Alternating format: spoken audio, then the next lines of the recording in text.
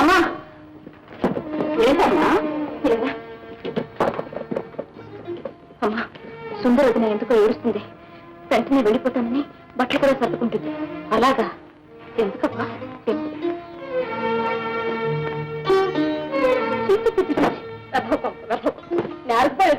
అంతకనే ఇందులో నాకు ఏమమ్మా సుందరి, ఏం జరిగింది? ఈ అబ్బాయి వెళ్ళిపోమన్నాడు. ఎందుకు ఎందుకు ఆయన అడగండి. నాకు పిల్లలు లేని చోట నేను ఒక క్షణం కూడా ఉండను. అంత కర్మ నాకేం పట్టలేదు. ఏరా కృష్ణ, అసలు ఏం జరిగింది?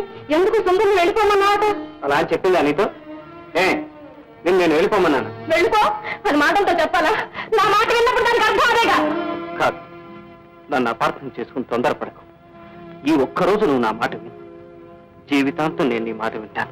నీతో జీవితాంతం పడి ఉండాల్సినంత గట్టిగా ఉండాలి కాదు. సుందరి, ఏమిటమ్మా ఆ మాట? మీరే చెప్పండి.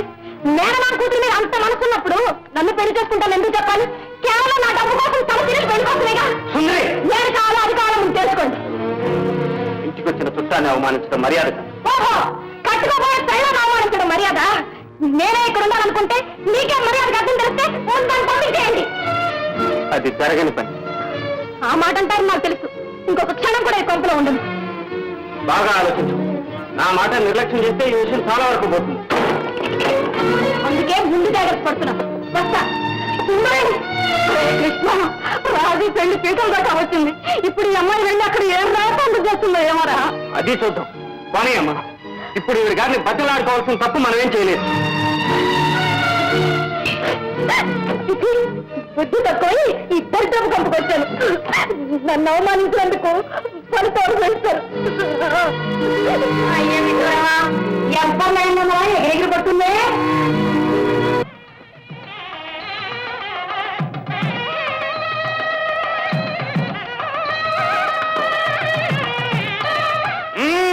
వచ్చారయ్యా కృష్ణారావు.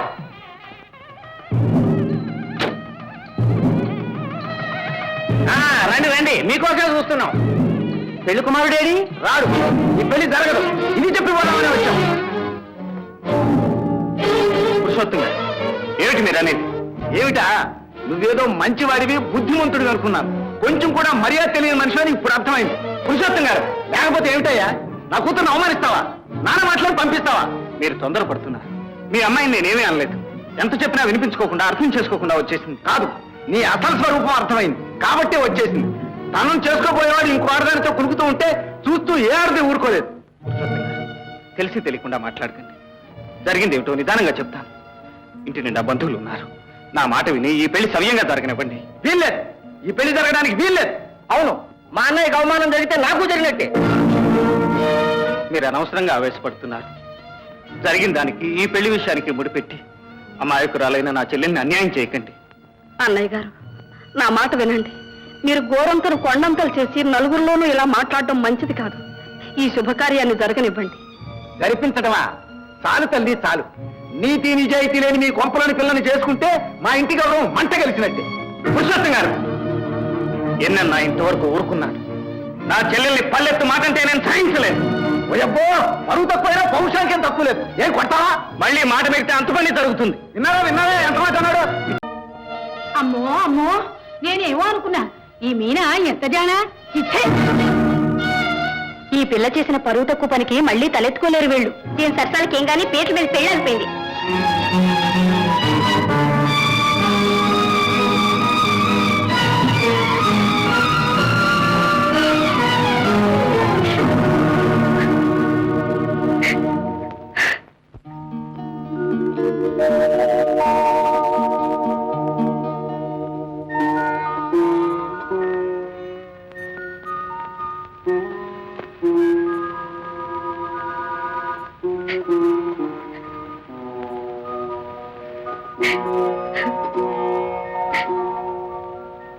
నువ్వా?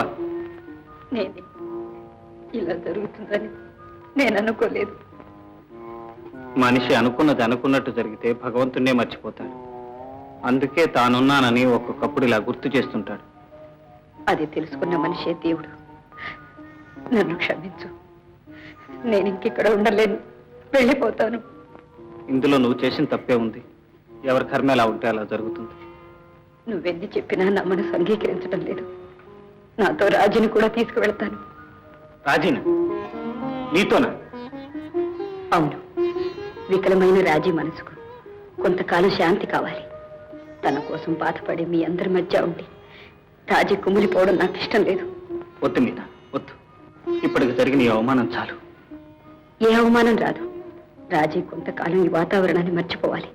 దానికి వేరే సంబంధం చూసి నువ్వెప్పుడు పంపించమంటే అప్పుడు పంపిస్తాను. నా మాట కాదనుకు.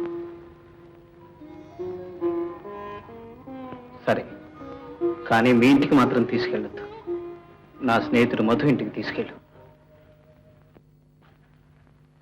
సారథి, మిగతా డైరెక్టర్లంతా కూడా నీకు ఆ ఉద్యోగం ఇవ్వడానికి ఒప్పుకున్నారు.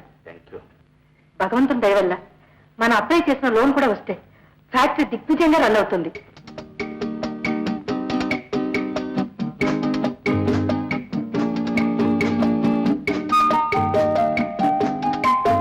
హలో మీనా, ఏడా రావడం?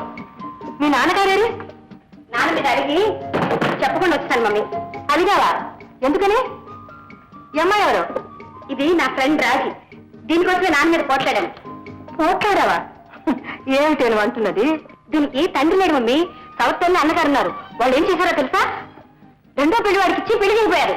ఈ మొద్దు మొహం ఎదురు తిరగొస్తా? పోనీ ఇంట్లో నుంచి పారిపోయి రావచ్చా? ఏది చేయకుండా విషం తాగడానికి సిద్ధమైంది. చీచి ఏ ఆడపడలే మమ్మీ. వీళ్ళని చూస్తే నీకెందుకు చిరాకో నాకు ఇప్పుడు అర్థమైంది. సరిగ్గా సమయానికి పెళ్లికి వెళ్ళబట్టి సరిపోయింది. ఏమిటే పిచ్చి మొహం అలా ఉన్నావని అడిగితే కథంతా చెప్పి బోర్డు నేర్చేసింది. వెంటనే అందరికి ఎదురు తిరిగి పోలీస్ రిపోర్ట్ ఇస్తానని బెదిరించి హాస్టల్ తీసుకొచ్చాను. నీకు ఇంత ధైర్యం ఎక్కడి నుంచి వచ్చింది? నీ కూతురుకు లేకపోతే ఇంకెవరికి ఉంటుంది మమ్మీ ధైర్యం? ఈ అమ్మాయిని ఎలాగైనా మనం కాపాడాలి నాన్నగారు అన్నారు. ఒకరి కుటుంబ విషయాల్లో జోక్యం కలవ చేసుకోవడం తప్పు. వెంటనే ఈ అమ్మాయిని వాళ్ళ ఇంటికి పంపించే అన్నారు. నీకు గాలి లేదా అన్నారు. లేదన్నారు. ఇది హృదయం కాదా అన్నాను. కాదన్నారు. అంటారే అంటారు. ఆయనకే హృదయం జాలి అని ఉంటే నన్ను ఇలా ఎందుకు ఏడ్పించి తింటారు? తర్వాత నాకు ఒళ్ళు మండిపోయింది. నాన్నగారు నేను టైం చూసి దీని ఇక్కడ తీసుకొచ్చాను. నువ్వే చెప్పు మమ్మీ, ఆపదలో ఉన్న ఒక స్నేహితురాన్ని ఆడుకోవడం తప్పంటే చెప్పు, ఇప్పుడే పంపించేస్తాను. అది అసలే బెదిరిపోతుంది. నాన్నగారు అలా అన్న తర్వాత మన ఇంటికి రానంటే రానని. మా మమ్మీని చూస్తే నువ్వు అలా అనుకోవని నేనే బలవంతంగా తీసుకొచ్చేసాను. నువ్వేం భయపడదు. నీ జీవితానికి ఒక మంచి మార్గం చూపించే బాధ్యత నాది. నువ్వు మీనాతో పాటు ఇక్కడే ఉండొచ్చు. మా మీనా లాంటి స్నేహితురాలు దొరకడం నీకెంత అదృష్టమో తర్వాత తెలుస్తుంది. చూసావా రాజీ, మా మమ్మీ ఎంత మంచిదో? ఏమ్మా, నీకు ఇంటి పనులు ఏమన్నా తెలుసునా? ఎందుకు రా మమ్మీ, వంట బ్రహ్మాండంగా చేస్తుంది. కుట్లు అలికలు కూడా వచ్చు. మాట ఎంత బాగుపడుతుంది అనుకున్నా? పాపం ఎన్ని తెలిస్తే ఏం లాభం, కన్నతల్లి లేకపోయిన తర్వాత. అవును, నీ ఫ్రెండ్ ఏం చదువుతుంది? బిఏ. ఏ గ్రూపు? లిటరేచర్.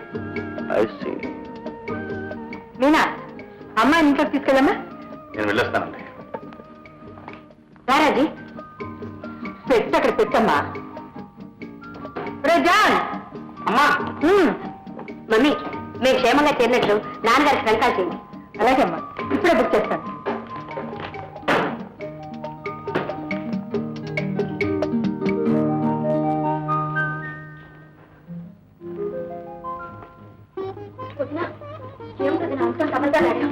పాపం కదూ, కొన్ని సమయాల్లో అబద్ధాలు ఆడకపోతేనే పాపం. నీకు ఏం తెలీదు, నువ్వు అన్నయ్య తెలిస్తే తెలిసినప్పుడు కదా చూద్దాం. నువ్వు స్నానం అదిగో.